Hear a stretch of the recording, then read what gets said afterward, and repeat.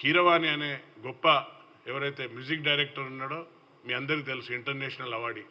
ఈరోజు ఆయన దాన్ని ఏమాత్రం అందులో అరమరికలు లేకుండా ఈ యొక్క జాతీయ గీతంగా, మన యొక్క తెలంగాణ జాతీయ గీతంగా ఈరోజు దాన్ని ప్రమోట్ చేస్తున్నాడు. కాబట్టి అందశ్రీ గారికి వారికి ఉన్న, ఎందుకంటే అతనికే తెలుసు అందశ్రీ గారికి ఎవరిని సెలెక్ట్ చేసుకుంటే ఈ గీతానికి కరెక్ట్గా న్యాయం చేకూరుస్తారు అనే ఉద్దేశంతో ఆయనను సెలెక్ట్ చేసుకోవడం జరిగింది.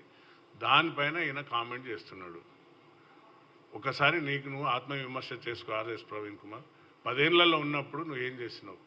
10 ఏళ్లలో నీ యొక్క ఒక సామ్రాజ్యాన్ని నిర్మించుకొని అందులో స్వారోస్ అనే ఒక గుండాలను పెట్టుకొని నువ్వు ఏం చేసినావు నీ అందరికీ తెలుసు. కాబట్టి ఇంకోసారి కామెంట్ చేసే ముందు ఒకసారి ఆలోచించు. మరి ఇన్ని రోజులు ఎక్కడ పోయినావు? చిన్న క్వశ్చన్ నేను అడుగుతాను వారిని, స్పోర్ట్స్లో అడుగుతాను.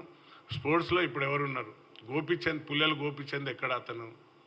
తర్వాత ఎవరైతే బ్రాండ్ అంబాసిడర్గా పెట్టిన సమంత ఎక్కడ అమ్మాయి? తర్వాత అలాగే మన చేనేత కార్యక్రమానికి పెట్టిన సమంత ఎక్కడ అమ్మాయి? అలాగే మన సినీ నటి బాబు మోహన్ కూతురు, మోహన్ బాబు గారి కూతురు ఎవరు, ఎక్కడకు అమ్మాయి?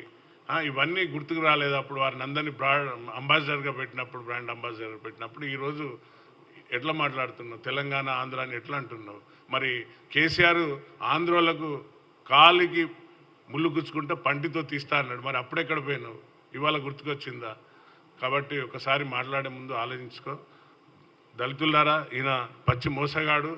మళ్ళీ పోయి ఆంధ్రోల చేతులనే ఇన్ని రోజులు మన తెలంగాణ బిడ్డలను మోసం చేసిన పార్టీలో చేరిండు. నిరుద్యోగులు ఎంతోమంది ఆత్మహత్యలు చేసుకున్నారు, మీ అందరికీ తెలుసు. కాబట్టి సోదరులారా, దళిత సోదరులారా, ఈయన ముసుగు వేసుకున్న వన్యమైన పులి. కాబట్టి నక్కజిత్ల మాటలు నమ్మకండి.